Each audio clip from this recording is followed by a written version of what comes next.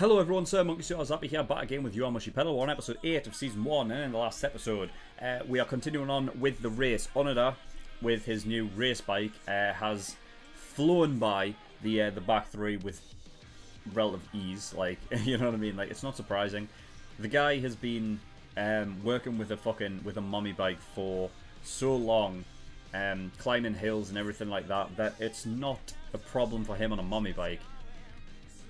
So it's going to be just that much easier on a race bike, you know what I mean? Like, to him, it's so much easier than for the other guys, you know what I mean? Like, he's just kind of, because he's done it like for so long, he's probably built up like a lot of just fucking like general like just muscle in his fucking in his legs, but he's also got like, you know what I mean? Like, they talk about like that sort of like cadence and stuff that maybe just like over time it just fits into sort of him being comfortable, like. You know, over time it's like, oh well, what's the sort of easiest way, like how does it feel on the way that I sort of pedal when I go uphill, and then over time he's kind of like just adjusted, that's the way now he now pedals.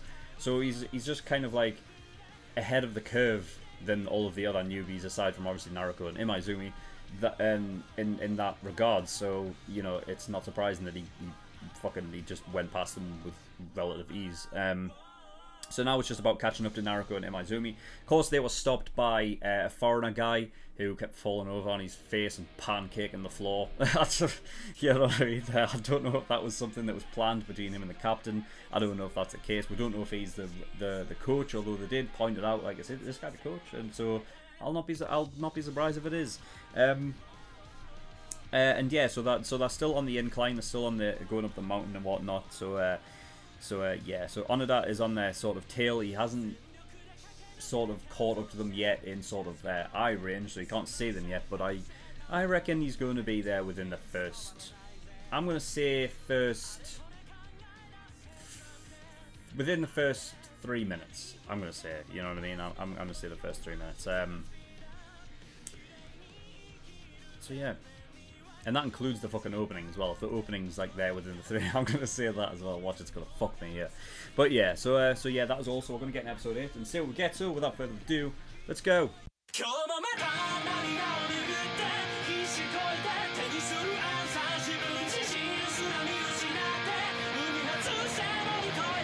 Fucking hell. Right, episode 8. Damn, good one, good one. That was probably the most feel-good episode so far, I think. Based upon, like, well, a lot for starters. I said at the beginning, I think it's gonna take less than 3 minutes, including the opening if it was there, and I did say that, and I got it right.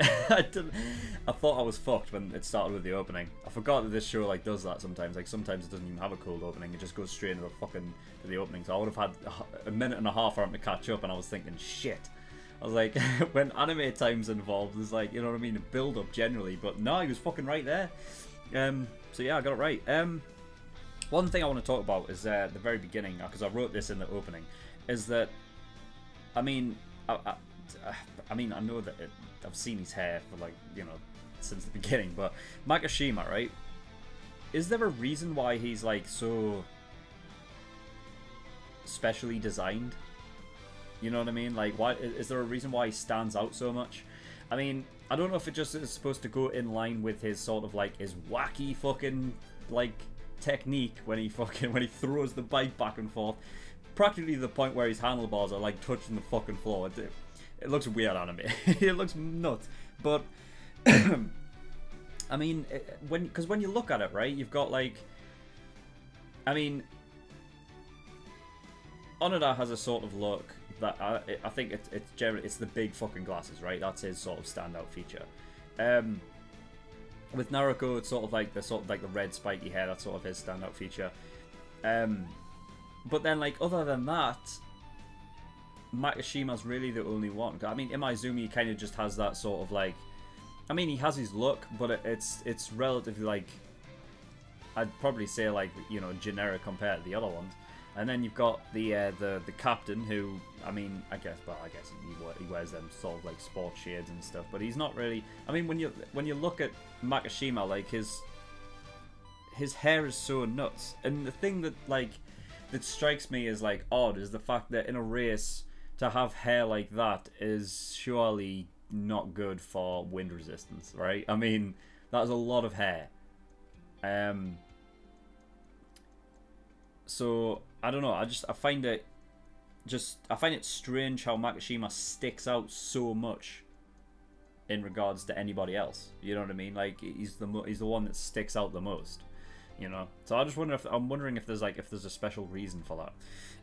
Like if it's the mangaka's like favorite character or something like that. I don't know. I just want to know. But so yeah, Onoda caught up. I was so happy for him as well. I think the thing that like really like it was just like a good feeling moment. Just and I think what made that even more of a good feeling was that Naruko and Imaizumi like smiled seeing him. You know what I mean? Like there's something like really like sort of like heartwarming about that. That you know it wasn't just for Onoda's sake. It was Naruko and Imaizumi like sort of, you know, happy that he was there and happy that he made it there. You know what I mean? Like it's nice that it's not as. I think the interesting thing about this show that is like different from Haikyuu, for example. I've already made like the comparisons like Onoda's almost like Hinata and Imaizumi's like Kageyama, right? Where but like in Haikyuu there was a clear sort of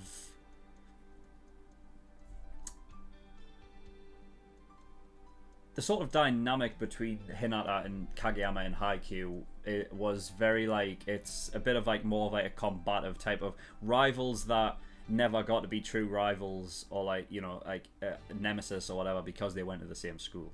Whereas in this one, I don't have any sense of that, and it's really like, it's kind of refreshing because of that. I like the idea that Onoda, maybe because of how...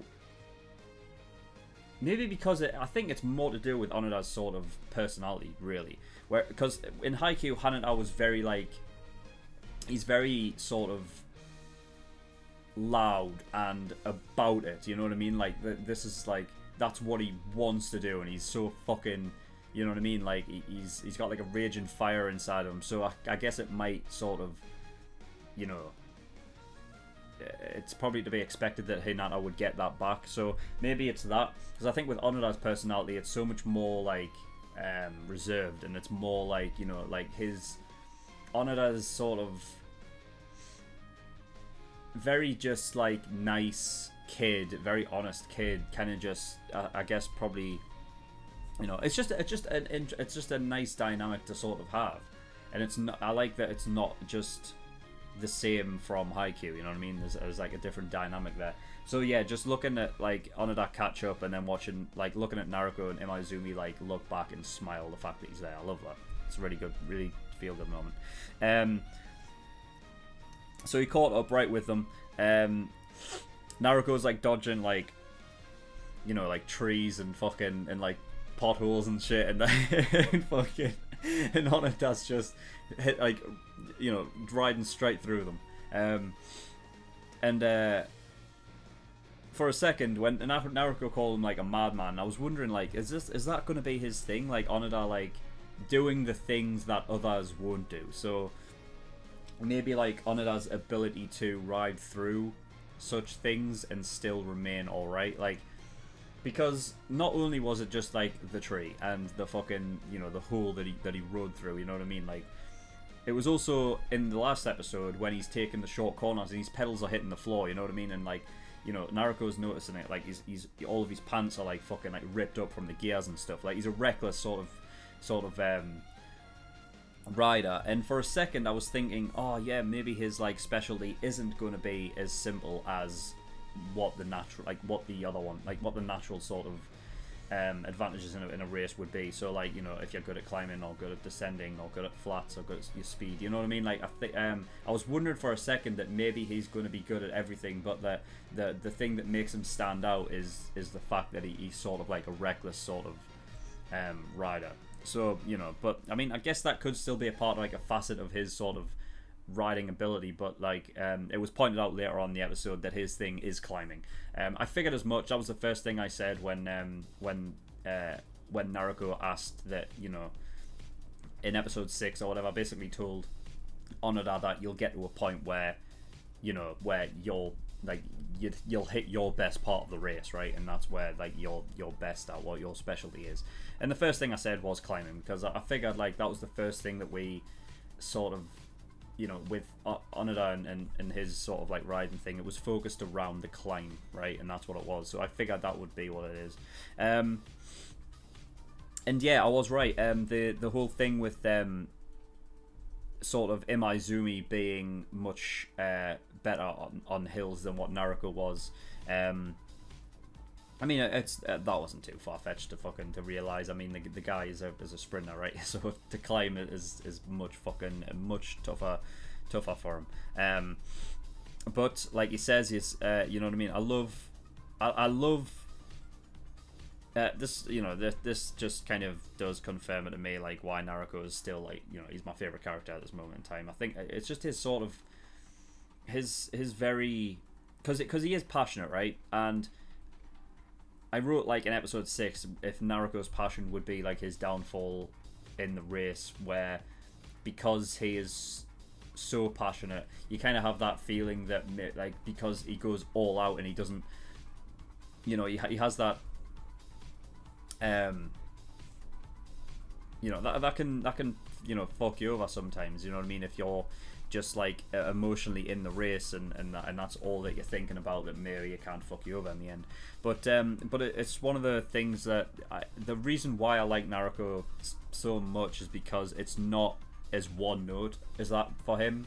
The passion kind of thing isn't something that is entirely based around his character. It's the forefront, but I love what I love most about Naruko is the bit that comes after. So the more like reserved type sort of nature he has for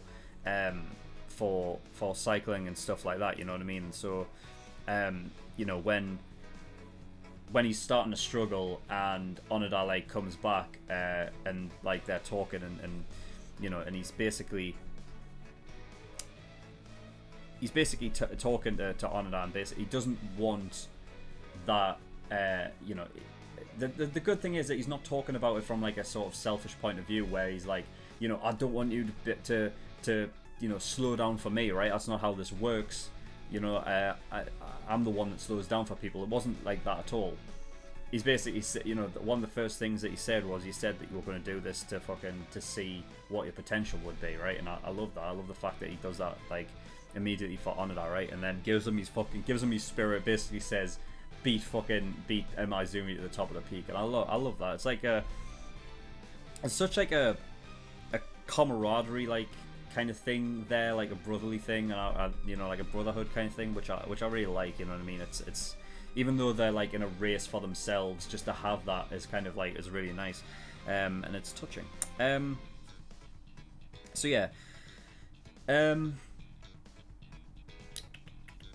he basically, Naruko said that the first to reach the peak gets a special jersey. Now I didn't know that. I knew that they were given, there was oh, I mean, I don't watch it, so I don't know. I just remember that I was sure that because like things in like Tour de France, where it's taken a place across days, whoever wins the day gets. I thought it was whoever wins the day gets a yellow jersey. I think, right? I think that's what it is. But I didn't know there was something for other jerseys as well. Like depending on what you do, you get a different type of jersey, which is, I think is cool. It's like a nice standout thing. You know what I mean? It's like I think it gives incentive as well, like for those sort of days where, you know, because the race takes, like literally it starts on one day and finishes like, you know, throughout, you know, you're going through multiple days, just to have like a sort of a sense of where the race is like never ending. You can have those stages where you get something for winning the day, you know what I mean? I think that's like a sort of like a really cool thing I think to have, which I like that. So yeah, I like the fact that you get a special jersey for like being the top of the mountain, you know, the first one there. And then we got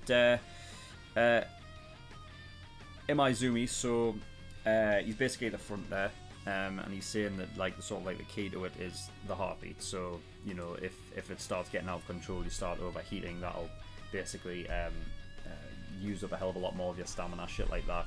And then we've got like a little flashback with him, where he's, where I don't know, was it Mickey went?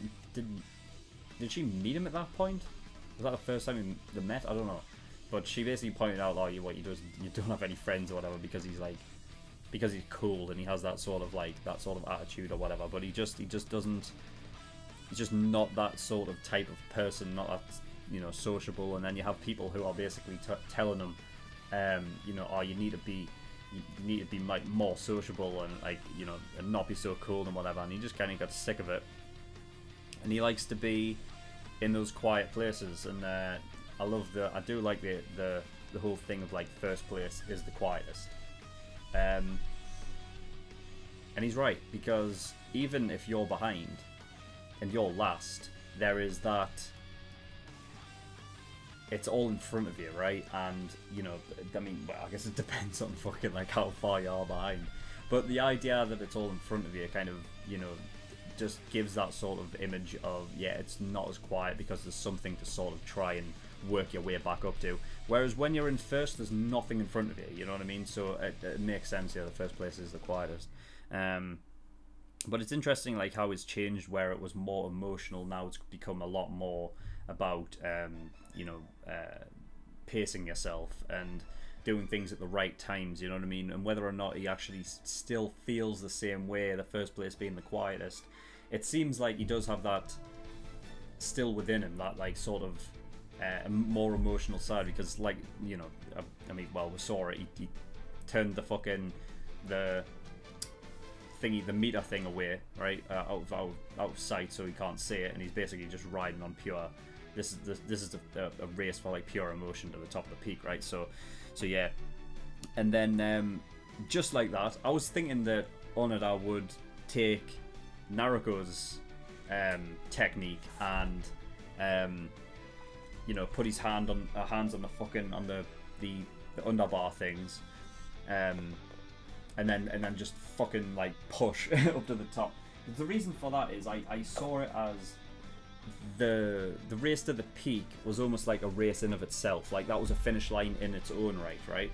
And I was thinking that, you know, if that's the case, then normally if you're running a race, like if you're running a marathon, right, let's say, I don't know, or like if you're in the Olympics and you're running an 800 meter race or a 1500 meter race, right, you conserve your energy until the last straight and then you sprint, right? And I was thinking, well, there's only a kilometer left, fuck it, go for it, you know what I mean? Because I'm thinking about it as a race, I'm thinking about it as a race within its own right, and having the peak as the sort of finish line, then there's that. But instead, no, he didn't do that, he just increased his cadence again by another 30.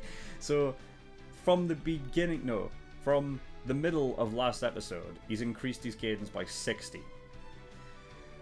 Fucking hell. So he's able to do that. Again, like, maybe it's just like Onoda just having, like, sort of like a lot of different specialties, maybe, you know what I mean, that people aren't aware of. But yeah, he's caught up. So yeah, I like this whole episode. It was really, really quality, probably my favorite episode so far. And I really like Naruko in this episode. Like I said, it just cements sort of like why he's my favorite character or whatnot, you know what I mean? I like the fact that he's so sure of himself that he doesn't need help in this regard. When he was saying it, I was like, yeah, he's the one that basically told Onoda that there is a peak in your race where you work to your strength and that's your best part of the race. And before he said it, I was like, yeah, because just like you have your strengths, you have your weaknesses, right? You have the worst parts of your race, right? But that doesn't mean that it's over.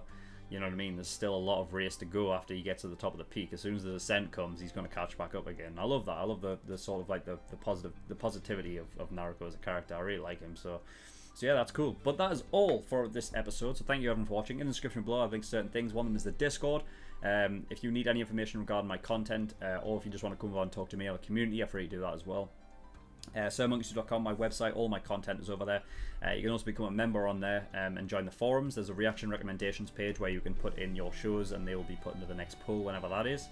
and Patreon. So I do have a Patreon. If you do want to support me, that'd be very much appreciated. There's a bunch of different tiers and rewards depending on how much you want to support me with. So there's the early access tier, that's $5 a month, gives you access to all the shows I watch a week early, and for you get 4 episodes of Fate every week, 2 on Monday and 2 on Friday. Though that has come to the end, so so if you're one of those people that watches my Fate Unlimited Blade Works, I've pretty much finished that now.